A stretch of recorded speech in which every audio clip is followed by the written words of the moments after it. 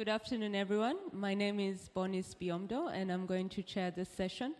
The title of our session is Gender in Protection, and we acknowledge that gender is a very wide topic, and so for purposes of this session, we are going to focus mostly on gender-based violence and the effects it has on protection efforts in crisis situations.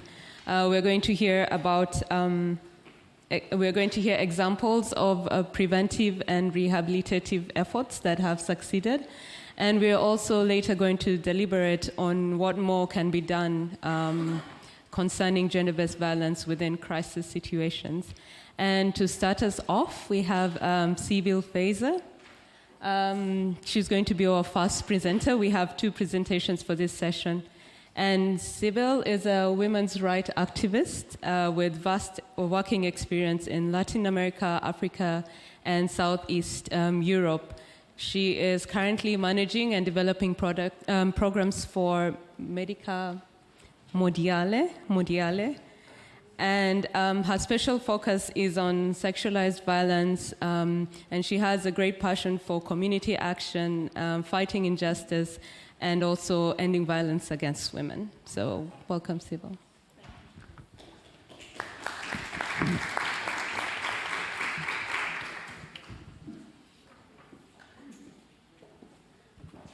Sorry, for this session, we'll have the two presentations, and since they quite complement each other, we'll have questions after the second presentation. So please write down your questions, and we'll have them later.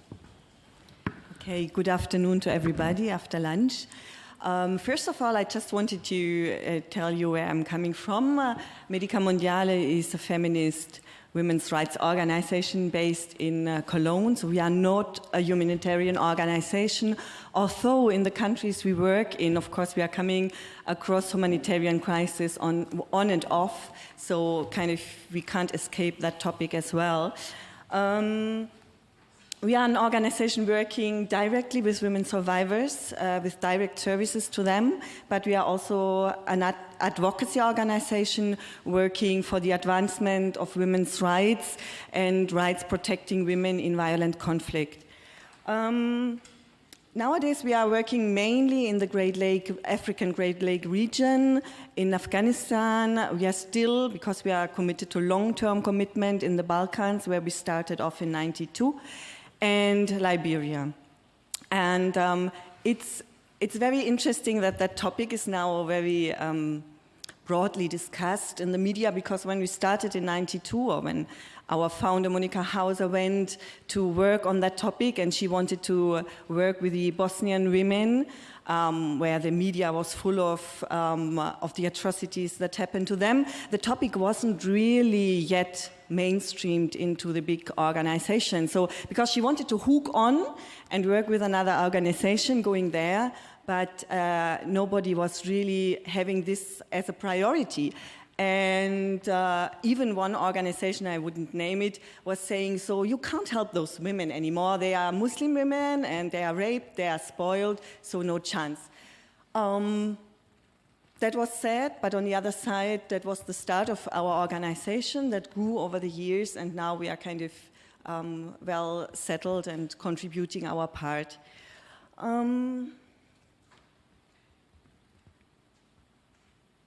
One thing that I wanted to mention in that regard is that recently there was a big initiative initiated by the foreign minister or foreign secretary, the former foreign secretary, you have to say, William Hague. That was an initiative with a big summit in London this summer, supported also by Angelina Jolie as a special envoy of the UN.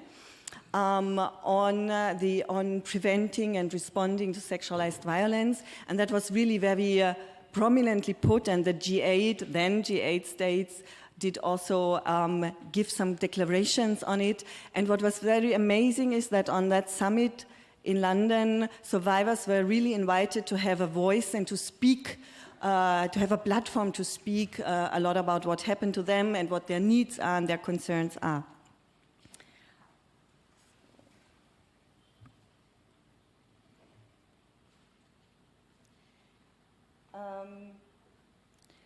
So in conflicts, everybody is facing violence, different forms, but women are especially targeted for being women, for their gender, for their sex. And instead of now listening all the atrocities that happen, I think you are following the media. It's very much in the media. The 200 girls abducted by Boko Haram. We know about Iraqi and Syrian women and what happened to them.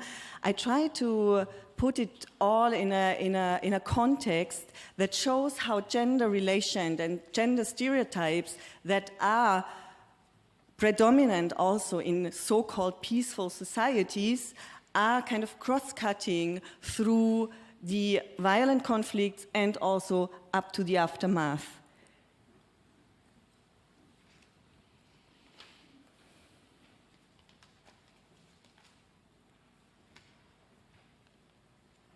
So I try to put it in a way, in a kind of analytical framework that is based on Johann Galtung's peace researcher and peace activist who brought those issues up in the 60s.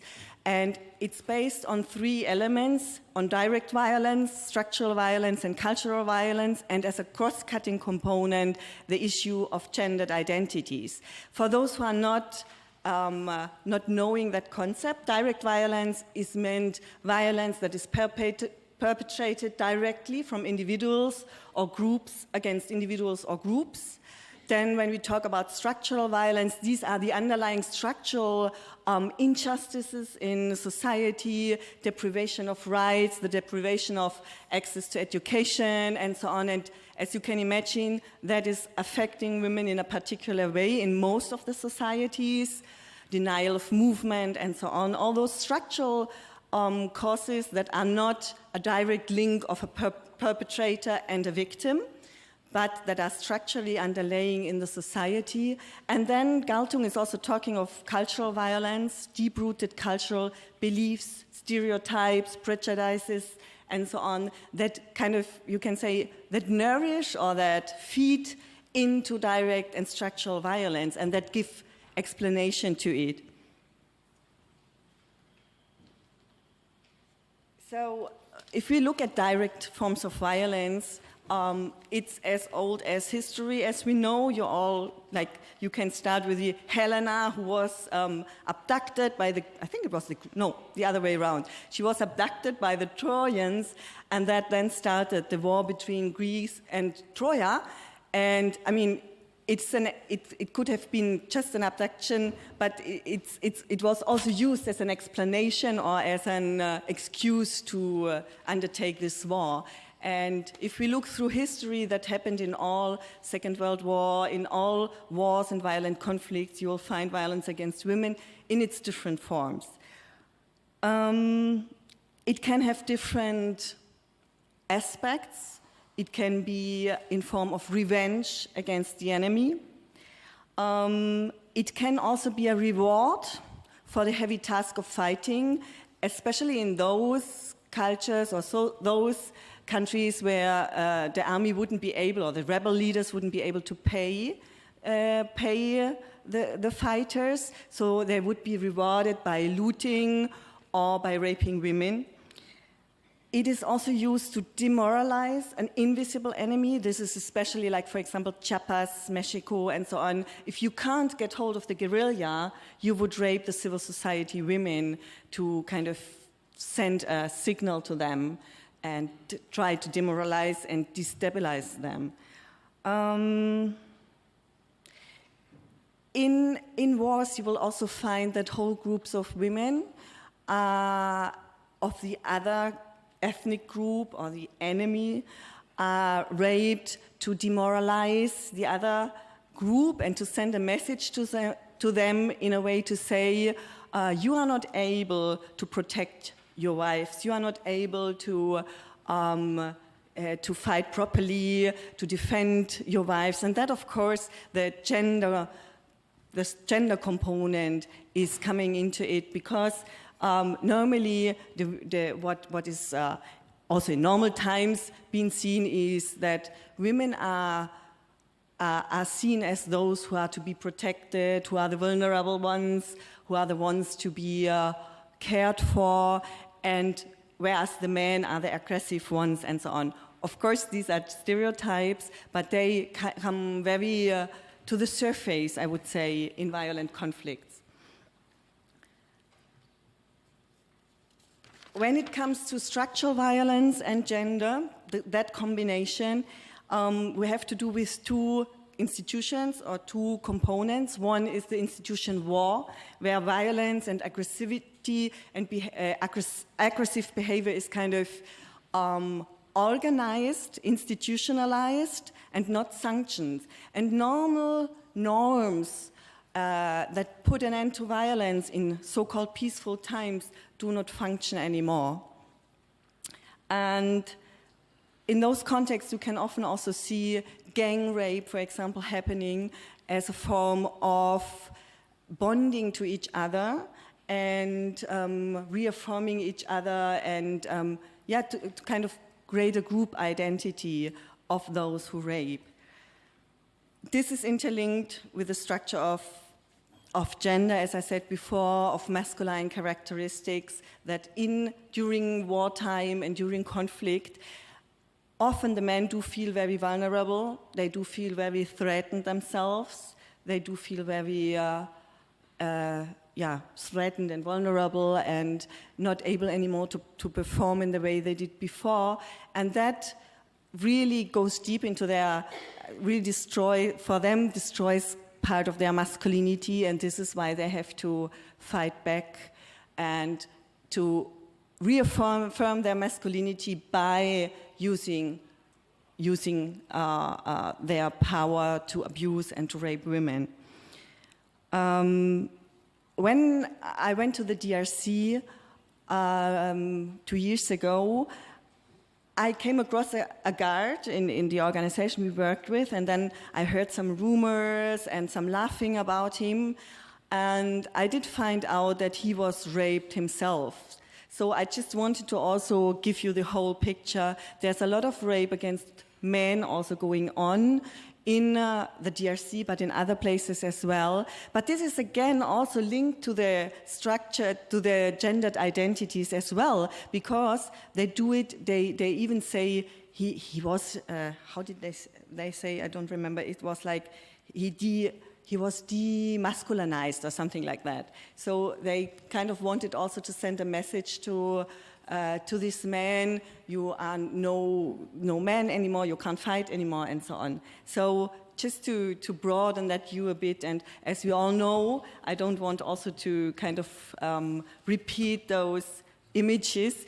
Many women also serve as fighters. Like in Liberia, where I'm working currently, over 20% of the fighters have been women. But also, when you look at what happens after the war, that has to be addressed differently. For example, in disarmament programs, you got to really address the need of those female fighters in a different way than those from the man ones, because what happened there, for example, is that many of them would give their arms to male fighters to deliver the arms because they would get money in return, and the women would rather shy away and go back to their communities and would not get any reward. Reward is a wired word in that context, but they would not get the money that the male fighters would get.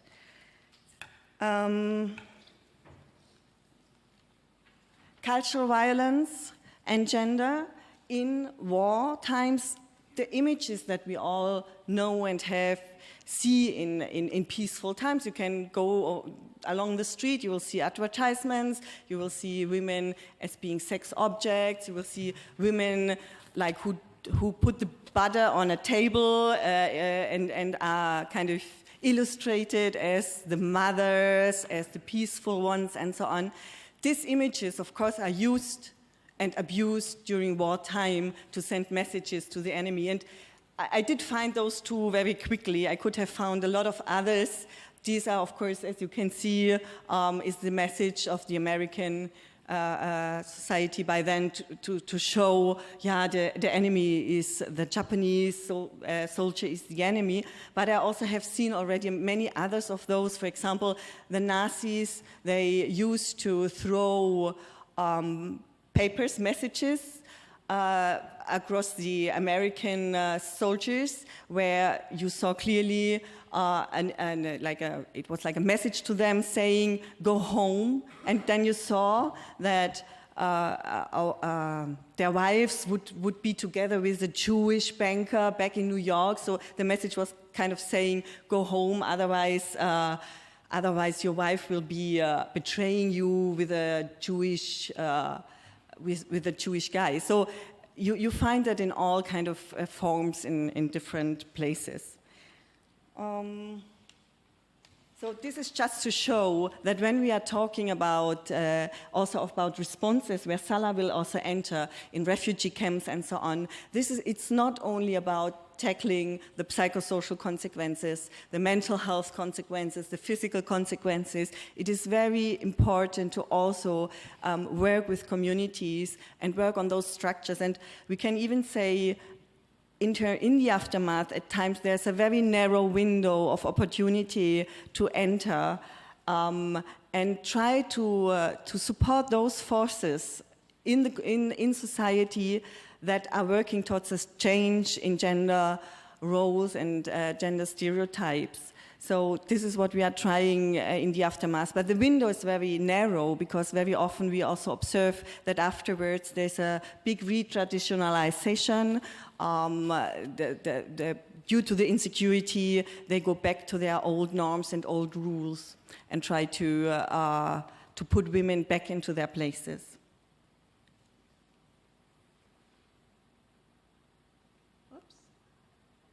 Here it comes. So it's very important to look at the before, during, and after, as I said. Before the war, in all the countries we are working in, if you may do in-depth interviews with the women, you'll find out, even with the men, you'll find out that there was male dominance before, misogynist structures, women considered inferior. And then during the war, as I just explained, you will find that hypermasculinity and sexualized violence in a tremendous amount.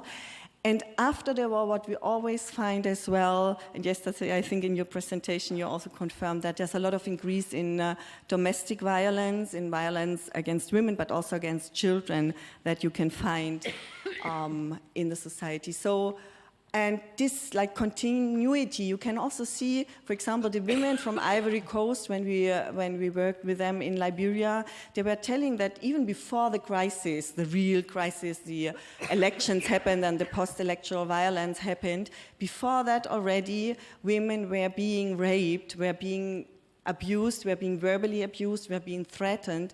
So many peace organizations nowadays do also use this as an indicator for early warning. When the violence in a society against women is increasing, it's very often a signal that conflict is starting.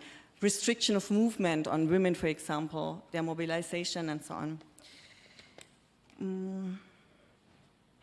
And after the war, it's also important to have a long breath, so to say, to stay long, because then also, of course, those gender structures do have an impact, because you will see that, for example, in Bosnia, there was a law on civil victims of war, and of course, those who had physical injuries, lost a leg or had some other injuries, they would get a compensation and a pension, but the women who were raped wouldn't get that because their wounds often are not to be seen. So our organization that we founded there, it was a project and became an organization later, they lobbied together with others that women also get that status, and they were successful in it, and they could then include women who were raped into that civil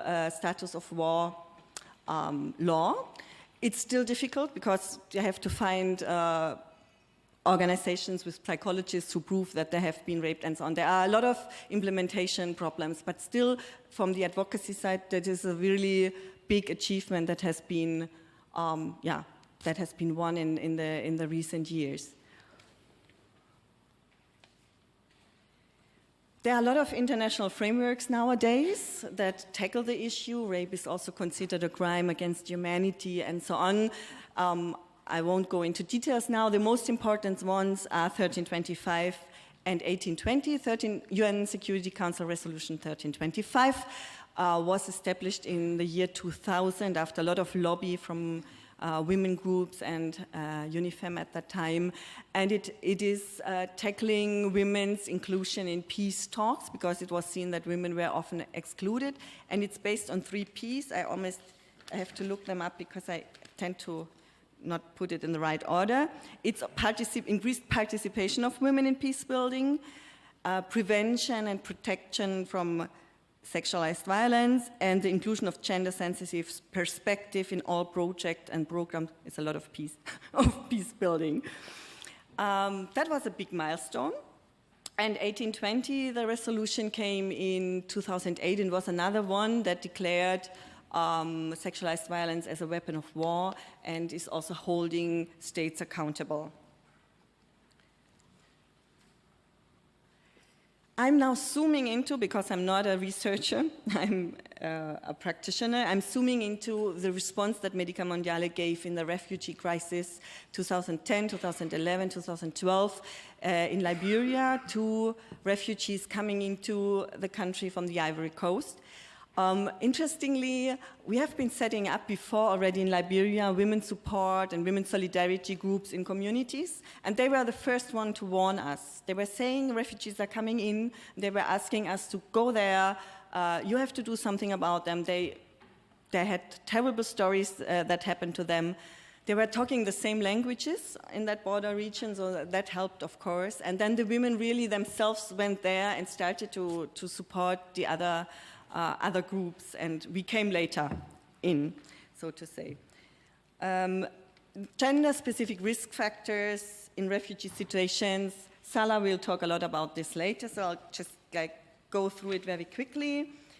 Of course, the direct violence and structural violence component is coming in here as well again. Women are in refugee situations also faced with sexualized violence. A lot of sexual exploitation and abuse issues are going on. Often young girls are married off very early because they are a burden on their family, who have to kind of provide for them. I have one example that I found very interesting. We had once, when we worked in one of the refugee camps, we asked a group of women in a theater to portray what their daily problems are.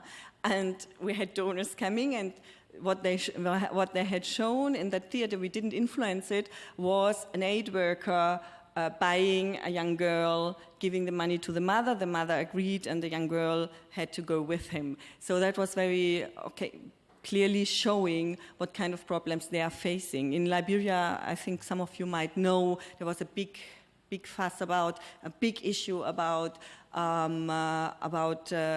sexual exploitation and abuse by the UN.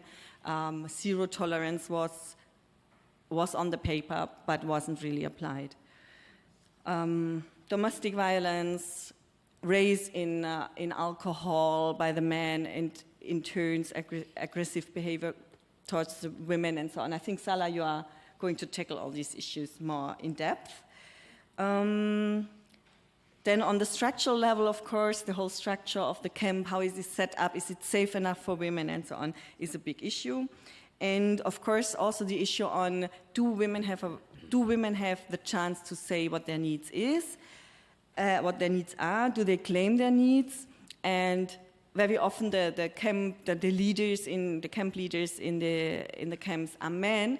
Nowadays, of course, organizations are pushing for female representatives as well, but it is always very crucial to look who is representing who in that setting, because are they really talking for all the women? Very often we saw that it has been like the chief's wife that was selected, and she would not represent the whole group of the women. So it's very important to really look deeper into that setting.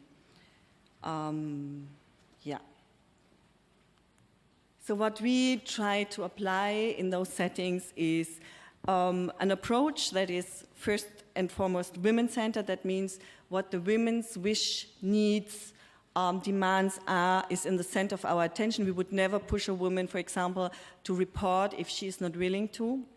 And of course, this is a long process because she has to be able to take an informed decision and not just like in a crisis or chaos situation. We work with a rights-based approach. I think that's standard nowadays in nearly all organizations, but for those maybe of the students also that hadn't come across that yet, it means that you go away from the meaning of giving beneficiary aid, but of really working with the woman as a rights holder and entitled to rights. And that means you really have to have another approach and to also hold governments accountable to protect those rights. Community-based, very important. In the settings we are in, we started in that, during that crisis, we started in the refugee camps, but later when other bigger organizations came in, we said, okay, we are kind of bridging the gap elsewhere, and we went into community settings and worked there. Community-based approach means really that you start dialoguing with those communities and that you also are ready to innovative approaches when working with them because you're dialoguing with them, you want to understand more of the complexity of the community and of the dynamics that are going on. For example, once they did like participatory video, or women do photograph places where they feel these places are unsafe and so on. So there's a lot of kind of techniques or dynamics that can be used in community settings. And holistic multi-sector approach means that, of course, we are looking at all the different consequences and effects that sexualized violence and rape has on women, meaning the psychosocial, psychological, mental, emotional consequences, but also health consequences. Then the legal aspect of it, do they have any chance for legal redress? Are there reporting mechanisms in place? All this is something we try to cater for. Normally we like to do that in partnership with others so that we don't have to cover that whole holistic area, but at times it's just needed, or we try to link them up. So when we were working in the camp settings, the approach that we found appropriate, or that was kind of positive due to the feedback that we got from the communities, was that we had always a psychosocial and a nurse going together in tandem teams, and they did outreach. So we didn't kind of set up a counseling center and wait for women to come, but we really went from door to door. I'm not saying we, there were our local staff, of course. They went from door to door and really took time to talk to all of them, to ask, where are vulnerable women? Have you heard about your neighbors? And they went again there the next day. So they really could kind of talk, and in the first talk, at times the real big issues didn't come out, but then later. And that was a very important approach, I think, that we started there. And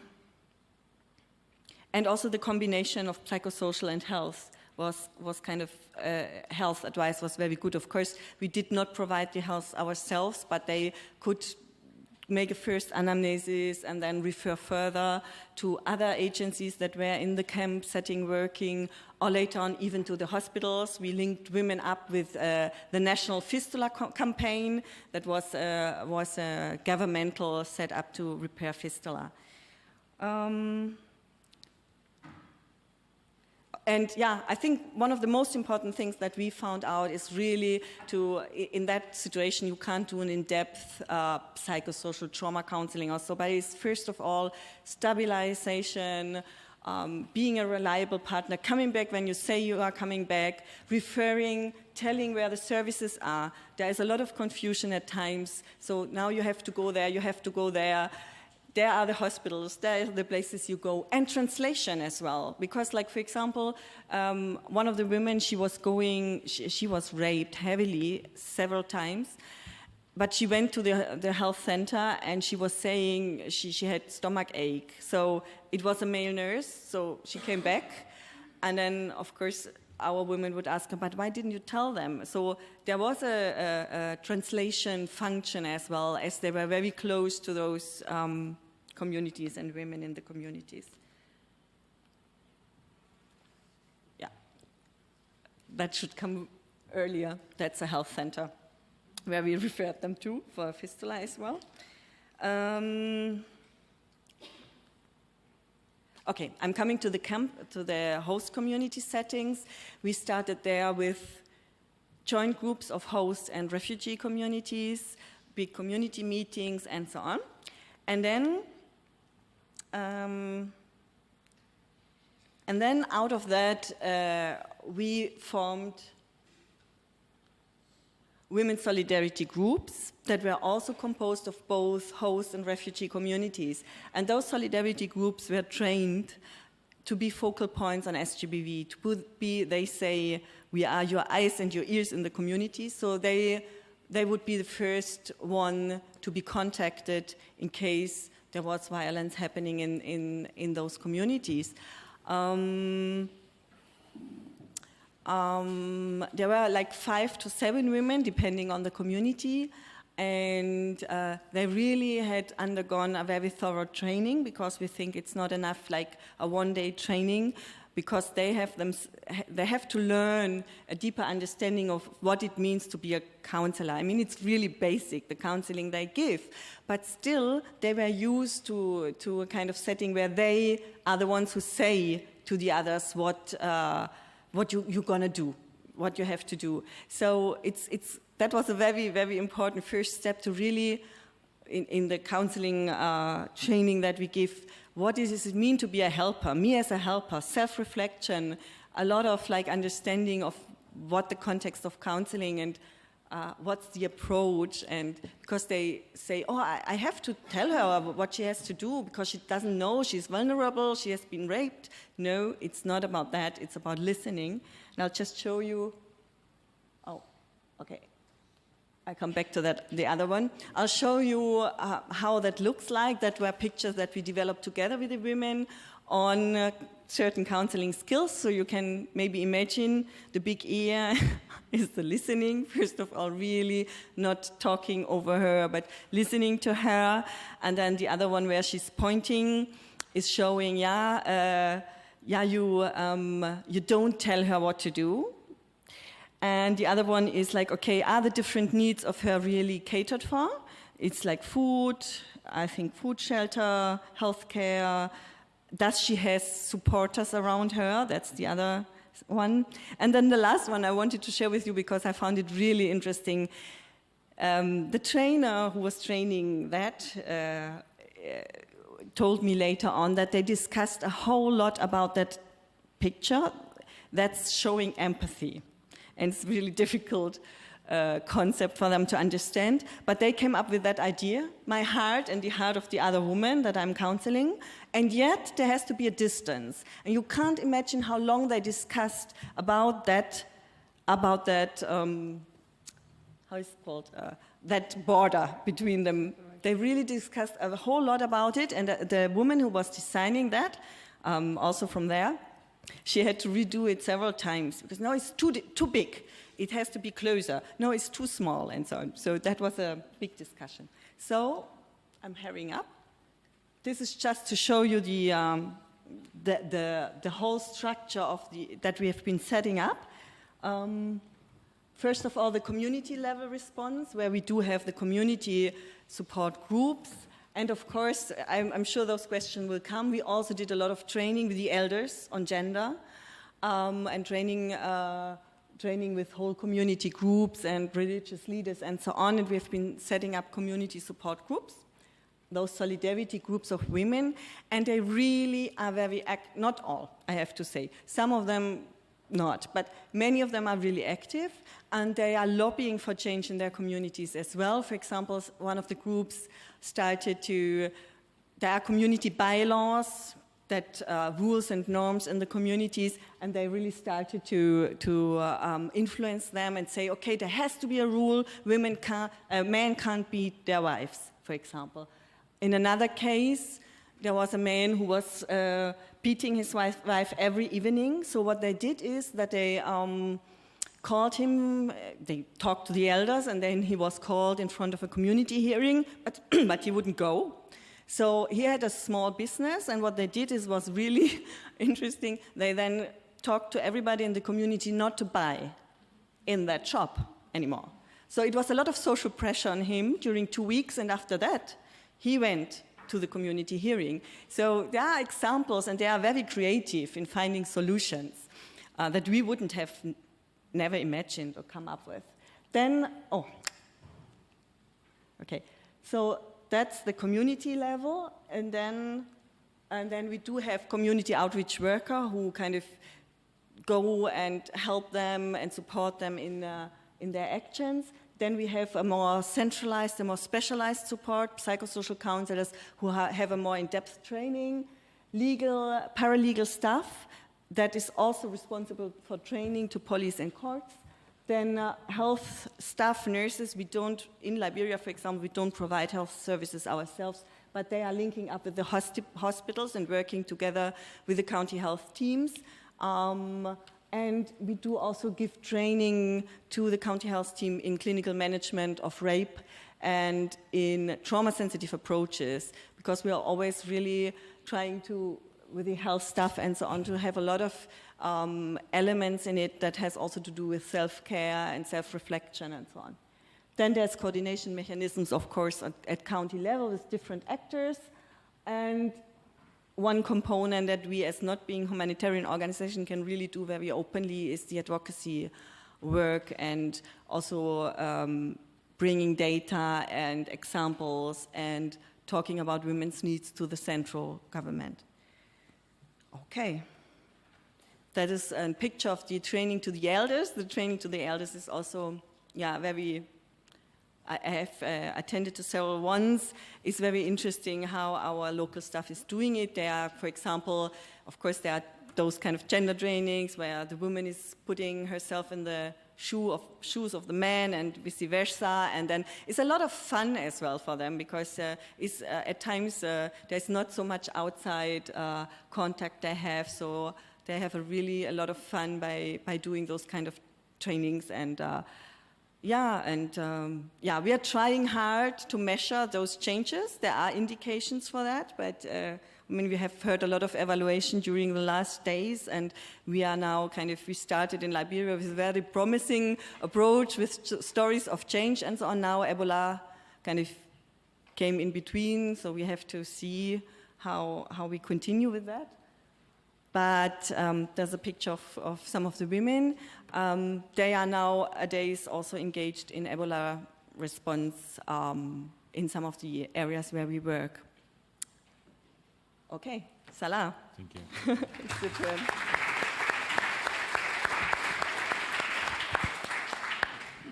Thank you, Sybille. And to get the conversation going, I'll quickly introduce our next presenter. His name is Mr. Salah Daraghmeh. Salah is the general coordinator for Doctors of the World mission in Jordan. He has also work experience in Palestine, Yemen, and Pakistan. He has a lot of experience in coordinating efforts in health, mental health, primary health care, and of course, gender-based violence. I'll take some water.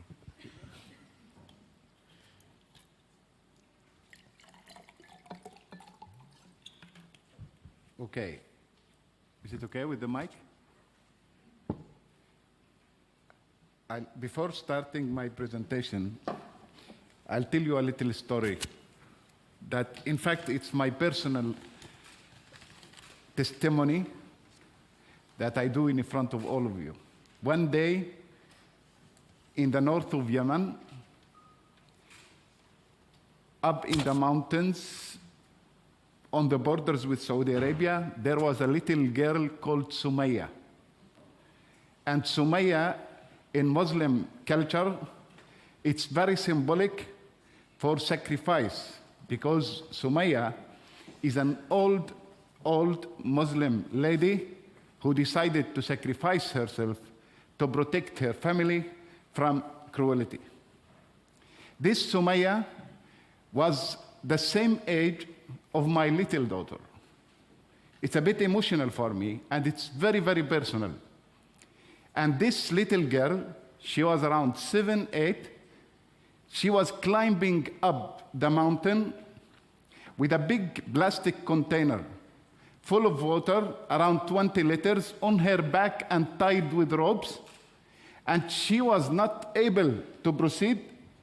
So the only way she could do this was the donkey, which was just in front of her, who was also overloaded with a lot of water, and she was holding the tail like this in order to be able to climb up the mountain. I wanted to stop and talk to her, and my driver, unfortunately, did not allow me because it was a very sensitive area. Then we stopped aside at a little shop, and that was the surprise. And there was a guy just lying down in front of the shop, chewing cat. Maybe you're not very familiar with this cat thing. And the guy, I was talking to the shopkeeper, come on guys, how could you send this little girl to have all this water?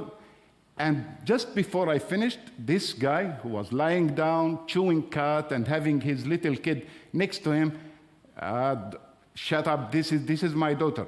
The first thing he said. And he said, she's a girl. And God, Allah, gave to us in order to serve and to please us. That's the story which I wanted to start with. And then I go back to the presentation. I'm not a practitioner, so you will not see really a lot of figures and numbers, but I will focus on Syria crisis and in Jordan in particular. But considering this gender issue, what's happening in Jordan, unfortunately, or in Syrian crisis, is happening as well in many other countries in the world. And especially in those countries who are similarly look like, I mean, they are the same in terms of culture, in terms of different issues. So this map gives you just a glimpse about how huge the number of Syrians who left their country. In Jordan, you can see it's 613,000. But in fact, it's almost double. According to the king, he said it's 1.25 million Syrian refugees. Some of them living in the camps, and others are living in host communities. When we talk, I will go directly to these slides. When we talk about GBV or is GBV sexual gender-based violence, we talk about different aspects that you see yourself. And what I'm going to talk about here are some stories that we, as Médecins du Monde, as Doctors of the World, our staff, our volunteers, who see every day. So some of these stories are related to religious and cultural. There is a lot of misconception and misinterpretation of different cultural and religious issues that some guys are using this in order to target their ladies, whether at home, whether in the street, whether in some other places.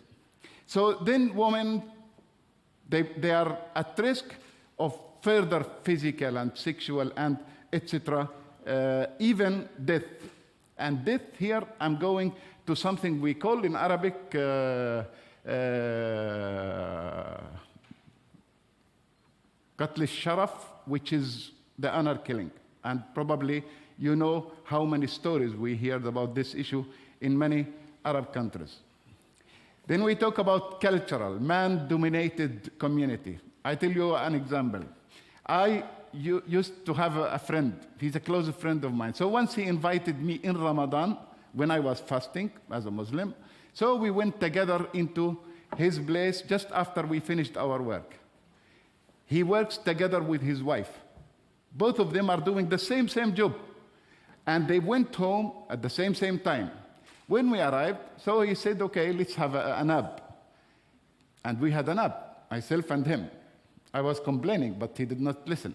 But his wife, she went directly to the kitchen to cook for iftar, the end of the day.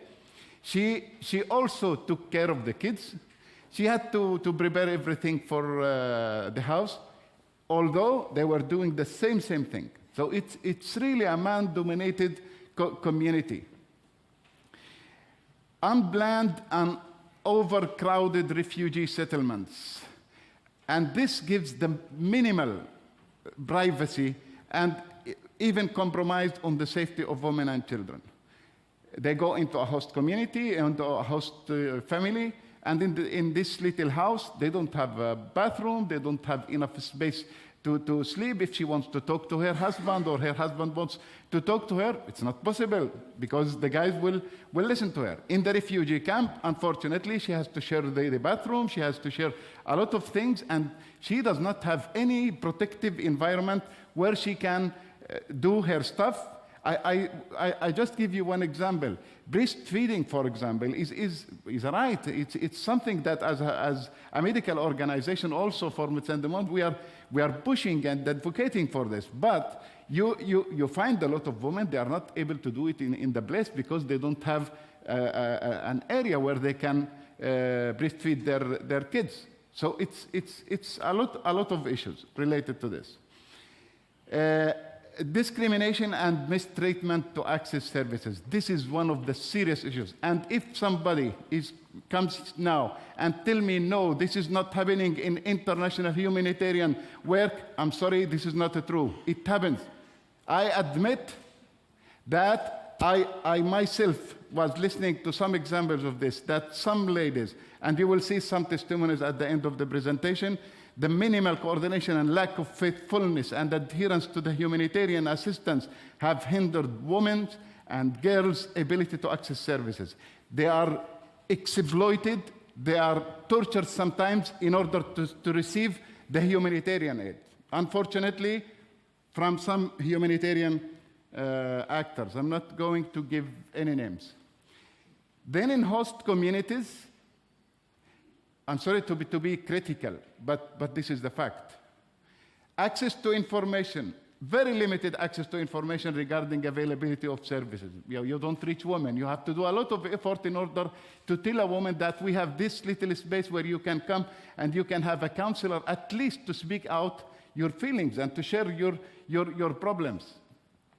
Tracking and follow-up. Okay, you get somebody. Yesterday I mentioned one example in my presentation about a rape case who arrived in our clinic, and we tried to refer her to another place, and she came a few days after crying. Okay, I'm sorry, I did not find anything. So this link is not available. And for us to track, to have proper tracking to these kind of cases, it's very dangerous for us because it's a very sensitive issue in this context, and at the same time, it's complicated because of resources.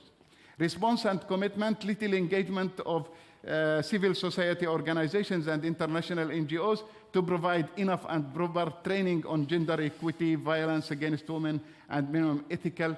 At least you have to involve the community. If we keep silent in the community and we say, okay, let's do this workshop or that workshop, it's not enough. We have to address this with the community leaders. We have to recruit as much as possible community volunteers in order for us to have a real community approach, which Sybille talked about, and to have an effective approach that can really change the attitudes and the behaviors of the people. Challenges, a lot of challenges, but coordination, again, is one of the points which we raised also yesterday in the presentation. It's as a matter of fact, when we talk about coordination related to gender, it's even more complicated than talking about coordination for health, other health components. So it's one of the big challenges. Advocacy, I don't think that there is enough advocacy. I'm really happy to know that Malala, the Pakistani little girl, was awarded the Nobel Prize. But how much we can we can really use the data we have, the information we have, the stories, the testimonies we collect in order to have an advocacy strategy that can really change the attitudes and the behaviors of our communities. Access to information and services, this is a big challenge, as I explained. It's not easy to reach women, and in order to reach the woman, you have to convince the guy. You have to find your time. Sometimes you have to organize your meeting with him. For example, one of the examples MDM did in Palestine, that we had to organize the father's session at night, because that's the only time we could do it in order to address some gender-based issues like early marriage, like forced marriage, etc. So we have to be flexible on this. What to do? First, and this is very important, at least from our side as humanitarian actors, provide a bit of a space which can be safe for women. Provide some resources. Say, okay, we have a psychologist, at least who can listen to the lady. Because this lady, when she stays at home, by the way, she will not be able to talk about these issues. If she's raped, khalas, she's raped. If she's abused, she will not say, because it's very dangerous. She can be killed because of that. So at least you give her a little of a space in your clinic, in your I don't know what, or on the government level, there have to be Darul Aman places. Darul Aman is a project we did in Pakistan, and it's the safety place, the safety house, a house where women who were exposed to violence, whatever, they can come freely and they can have access to different services, including legal support. Intensive advocacy and awareness, as I said, I mean, we all have to be a bit noisy, more noisy on this issue. Otherwise, it will be much more complicated. Legislations, we have to work closely with UN agencies, with the donors, in order to really put more pressure on the governments in order to either implement the laws which are existing, which are addressing this issue, or to encourage parliamentarians in order to produce, to legalize more laws in the country. Adhere to zero tolerance of sexual violence and exploitation, of creation of proper mechanisms for reporting, and provide action accordingly when an incident is observed or reported. I insisted to read this word by word because it's very dangerous. If Médecins du Monde, just to put it like this, or any other international humanitarian actor, is opening a clinic, is opening a space, whatever facility, and then I hear, as somebody working with this organization, that an abuse is going on in my place, or a gender-based issue is going in my place, or a woman is used and exploited just to receive the service, I have to be very tough on this. And we really have to be and stand accountable for these things. And that's something, for me, very serious. Confidentiality and trusted mechanism for tracking, yes, it's a very important issue that we also have to think about as individuals and as well as collective. These are some testimonies. I'm quoting. And if you want other help from other NGOs, you don't need to come. Just send me your wife. Then, for sure, I will help you more and give you more portions. This is one of the sentences said to a man by somebody working in a humanitarian organization. I don't feel that I'm a real man after what has happened to me now. And to be honest, I can't handle it anymore. When my wife asks me for vegetables or meat to prepare food, I just hit her. She does not know why she was hit, neither do I. That's some of the statements you hear. I hear that you were at MDM clinic. That's, as I wrote, a lady living in Zatari camp. She was telling one of my colleagues. I heard that you were at MDM clinic today and informed them about what I did. Next time you'd go, I will kill you. I swear I will kill you. That was the husband telling his wife. The guy paid us all this money to get my little daughter. I knew from the beginning that he will kick her out in the street after he gets what he came for and what he paid for. And this is linked to I only call it trafficking. But some people, they don't like the term because it's too much, they think. But when you go to a family, a poor family, just because your bucket is full and you have a lot of money, and you, in order to avoid spending more money in Europe on prostitution or whatever, you go to this poor family, you pay some money, and you get their daughter as a temporary wife. What did you call it? Zawaj al-Muta. I can't really translate it even in English. Sorry? Pleasure marriage. Okay. And this pleasure marriage is in a way, so he takes the girl to a nice hotel, stays with her for 1 week, 2 weeks, and then afterwards he just throws her in the street, either for prostitution or for begging. So this is much related to this. And I have 2 documents. I will share this with the organizers of the forum. The first one is a Canadian documentary. It was produced by a journalist who visited Zaatari camp and some Syrian communities inside Jordan, and he had this one. And the other is an Israeli documentary also. It was presented on the Israeli TV, and this one was really criticized a lot by some Arab guys just because it's in Israeli. I do confirm personally that a lot of the information I saw in this documentary are true, although I'm Palestinian, by the way, and I don't like a lot the Israelis. You know this very well. Thank you so much.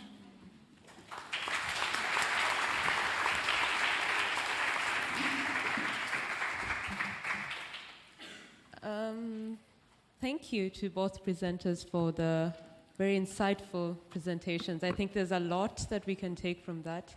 And I'm sure we also have a lot of questions, I guess, from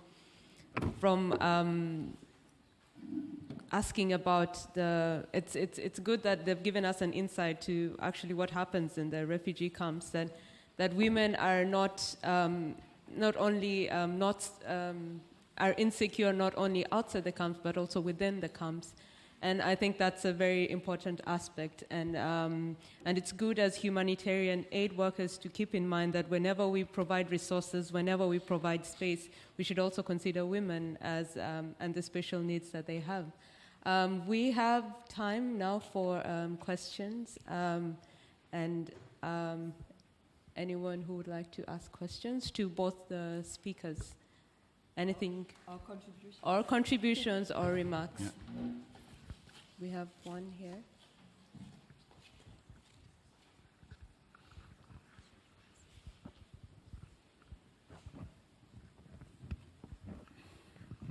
Is it me? Hello, thank you for the presentation. It was really interesting.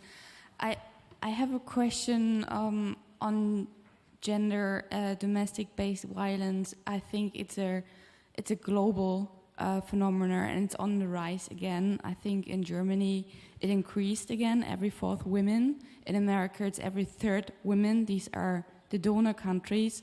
And even in college, in American college, every 2nd woman in college time has either been raped or sexually harassed. That's really part. So for my question actually comes to, if we have even in peaceful countries such a big problem which is not addressed, there's also an avoidance in those countries to address this issue.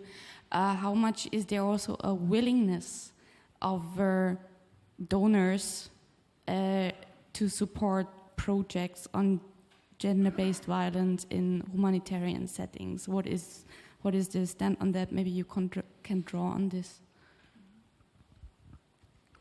Okay, maybe Salah, you can talk from your. I thought we take the questions and then afterwards we. It's okay. Up to you. Any more questions before? Yeah. Oh yeah, I just meant to ask. I join very much what the young lady said, but we were talking about protection altogether, I thought. And I wonder, when all these volunteers go out, and ladies being probably a bit more difficult to send out, how are they protected actually? Because as Salah says, the women is quite a low standard for men altogether. And how are the ladies who are going out as volunteers, how are they actually protected? And would it influence ladies now being let's say, in a more risk situation, more and more growing, are there less volunteers maybe going for women to be ready to go out, or how do you feel about this? Thank you. Thank you very much. Maybe we can answer those two questions and then have another round of questions coming in. Okay, so to the first question about the funding available for it, when I remember when I started at Medica Mondiale, that was 2001. For example, the German BMZ, the German ministry, there was no space where we could come in with the kind of program that we were providing, and we kind of squeezed ourselves into poverty reduction budget lines, and it was really hard to kind of explain the connection between violence against women. I mean, there are a lot of researches nowadays about it, but it was not easy. But I have to say that at that time we were very lucky that we had a minister at the BMZ, Victor Zoll, who was very interested in supporting us, so I think we bent the rules. That is how kind of we came into it. And nowadays I think there is more funding for it. There is more interest into the topic than 10 years ago. And yeah, and I mean, there is even a bit of a backlash, I would even say, like for example in the DRC I've heard that there are so much funding at times directed at SGBV that women would claim they have been raped or would only to access funding. That kind of points for me to the fact that there has to be a broader approach than just so individualized approach to work towards that issue. Yeah. Just to add on the donors issue, yes, I think a lot of donors are really interested. But the involvement of donor, I think we are all accountable to this. It's not only a matter of funding. It's a matter of, I mentioned in the presentation that there is a big role for the donors to play on putting pressure, for example, on the governments in order to apply new laws or to at least implement the existing laws. This advocacy level, there is a lot of importance to involve as many as donors as possible. On the funding line, I think, yes, a lot of donors, we were talking to many donors in the past few years, and this topic is attractive for them. But when you go in details, I don't think it's very easy for them to easily support. On the second question, on your question regarding volunteering and women volunteer, yes, I agree with you that probably there is a need to do that, but I don't think that it's the right time now where women volunteers can do a lot in these communities. Women volunteers, if we decide to do that, I don't encourage first to send only women volunteers. I would prefer that not like I can see that the whole is not really gender balanced. I can see more ladies sitting. So I think both men and women need to volunteer for this. But I'll give you one example which took place less than 1 year ago in one of the countries. I'm not going to give the name because it's a bit... There was a volunteer journalist, who was a lady. She was raped herself in an airport. And this journalist spoke out only for 1 day. She was able to do that for 1 day. And then she was arrested for some time, and then she was released, and then the story completely disappeared. So it's very challenging. It's not easy. Even to recruit volunteers from the community itself to address this issue, it was not easy for us, for Médecins du Monde. We did this in Palestine, and we had to face a lot of challenges with the community. I myself had to go into some mosques and to speak out in front of the people to tell them, to explain about the importance of addressing these issues with the community. But as soon as you involve the community leaders, especially religious leaders in an Arab community like the one in Jordan or Palestine or Yemen or any other place, I think, yes, you are putting yourself in an advanced level. Can I add something? Yeah, please. Salah, maybe. Do you get a chance to speak to younger girls, or is that only talking to women? I mean, we have a chance nowadays, and I talk to, as a full-time grandmother, literally in the fundraiser for MDM, I don't feel threatened really, but we prepare our little girls from tiny girls. What kind of chance do you see for the girls, for the children, and not only girls actually, because boys can be raped, the same problem is occurred. Yeah. What kind of chance do you get in this kind of culture, you know, to talk to little girls rather than to grown-up women? I'm really very proud to be Palestinian and to have this exactly what you just said. For MDM, we implemented this in Palestine. It's true that we were talking to the fathers and the mothers, but at the same time, the main focus was on children. And this is where you change step by step the culture itself, the mentality of people, the attitudes. That's where we have to talk to. I'm sorry to raise this question. What are we waiting for? Just a few months ago, I'm sure all of you know, a journalist, she was almost raped in front of the cameras. And none of the guys surrounding her, they were just taking more pictures. There is no time to wait anymore. It's really very, very serious right now to everybody to start working on myself. I do this with my kids. I teach them how to go ahead on this issue. But also on the community level, on the, whatever level, we have to address this issue as serious as possible because it's very, very serious. I tell you, this journalist who was raped in the airport, there was a post on Facebook says, "Welcome to this country where you can be raped and arrested." And then on the other side, in another country in Africa, a journalist was raped in the middle of a crowd, and a lot of people were just videotaping in front of cameras. There is really no time to wait anymore. It's a very pushing subject, and it's our ethics. I don't think that any of us would accept this to happen to his daughter, or to his sister, or to his wife, or to his mother. It's very serious. I'm sorry if I talk emotional, but it's my personal. Sorry. I just wanted also to add to that question after you, of safety. The women volunteers with which we work, they are from within the community, so there is no safe environment anyway for them.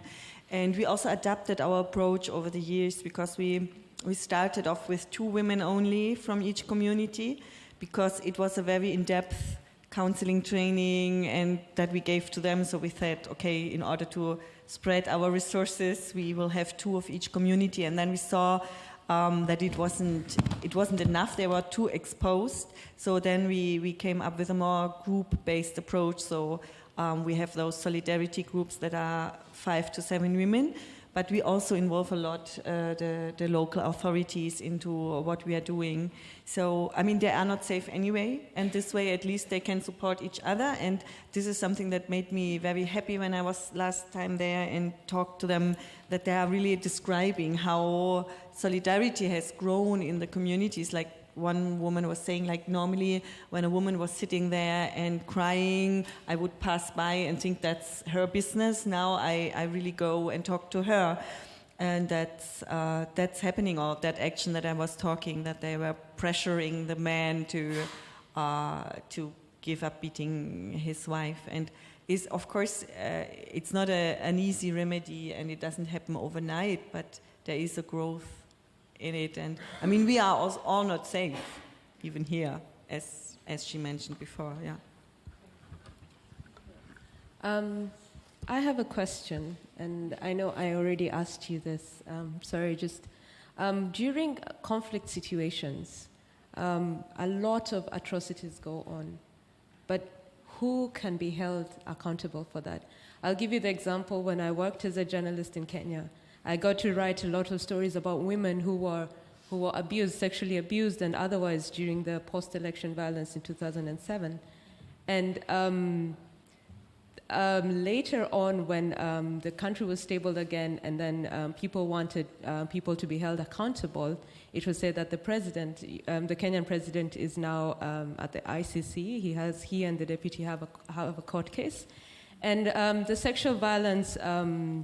The sexual violence case was thrown in he was to be held accountable for all the violence that happened. But then at the same time, the president is being accused of organizing militia. He's being accused of organizing killings and things like that. So it's like sexual violence falls in between a whole list of accusations.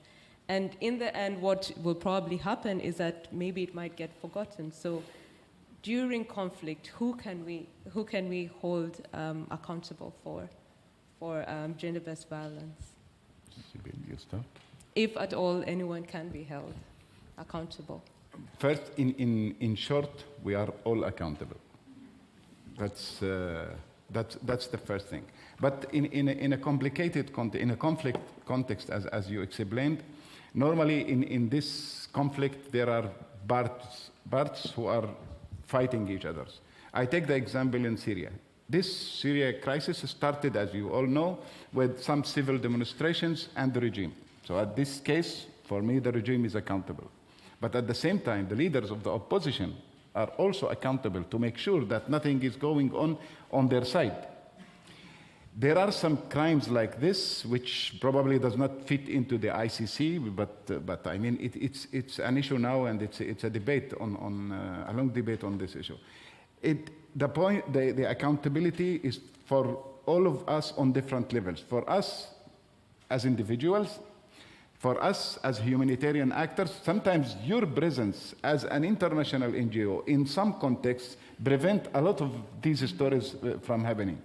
You can protect ladies in this area when you are present, when the guys or those who commit something like this, they know that the ladies might have the chance to go to this organization and talk and speak out, and probably he will be in trouble.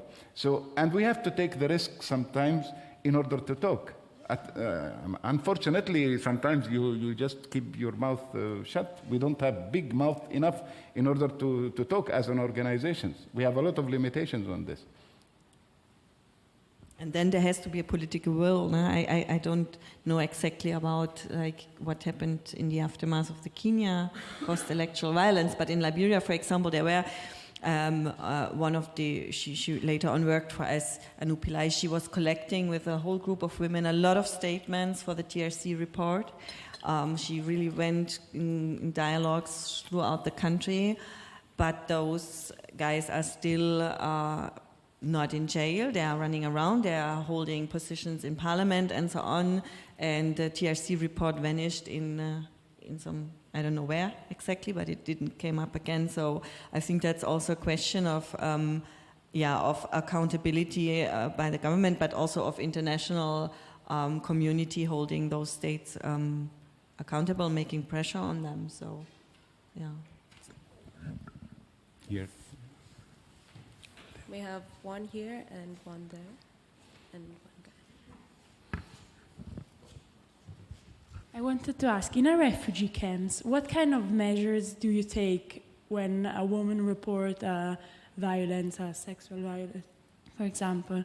Again, if the man is probably inside the refugee camp, what are you able to do?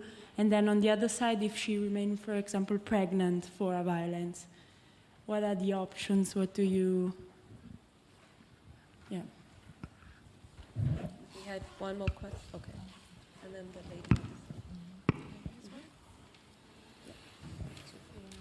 Okay, sorry.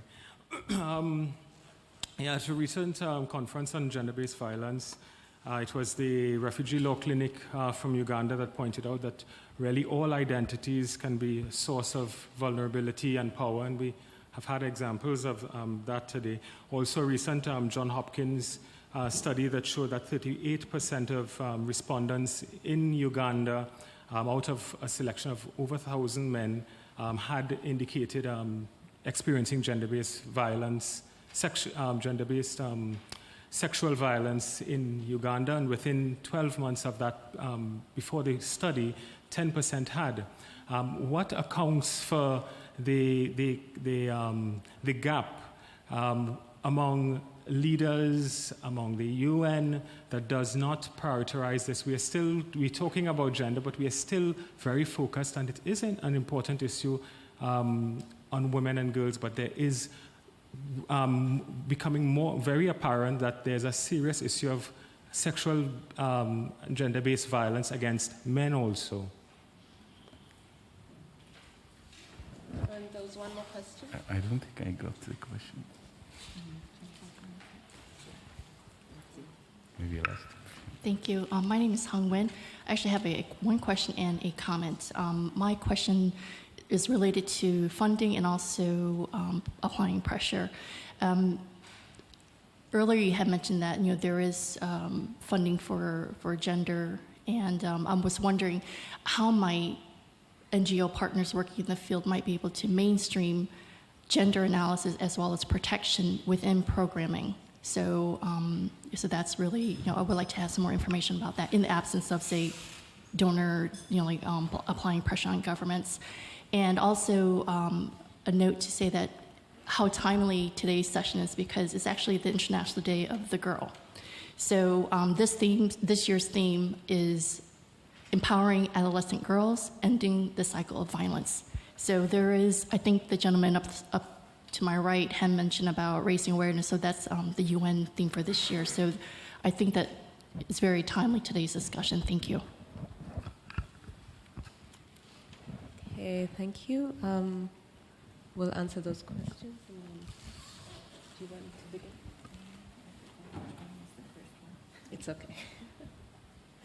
The first one was on Responsibility and accountability of yeah. No, you start. It was about responsibility. Yes, that's what I understood. So the first question was about what plans and structures are being put in place in refugee camps. Yeah. Response. It will depend. I mean, mostly what we have been seeing is that there was no reporting, or the refugee communities would try to deal with it through the traditional customary laws that normally are not very favorable for women. Also, as I said before, as we are putting women in the center, at times we have to admit that women also say, well, like in a first view, they would say, I better get some recompensation. When I was raped, then I have him in jail because it doesn't make me any favor. But anyway, that's a very, very complex thing if you are really working with what the women wish is. But then you also, of course, you have laws, and some of them, for example, in the case went to jail. But as to my to what I experienced there is normally they are released very quickly again. So there is some protection and accountability mechanisms in place, but normally they don't hold for long. I don't know, you have worked more in refugee settings than we did. So. In terms of response, of course, at least I can talk about Médecins du Monde approach. We work on two levels. First, we work on preventive level rather than reacting to different situations. So on the preventive level, we are lobbying through local NGOs, through good relations with authorities, good community links. With all these, I remember we established a forum which was 15 local NGOs, and we all together we were lobbying with parliamentarians, with the ministries, in order to launch new laws to support this issue. On the other hand, when there is a case, of course, we also have our mechanism to respond. So our mechanism goes mostly, of course, there are documentation of this, and the testimonies are made, and then afterwards to proceed with the direct link.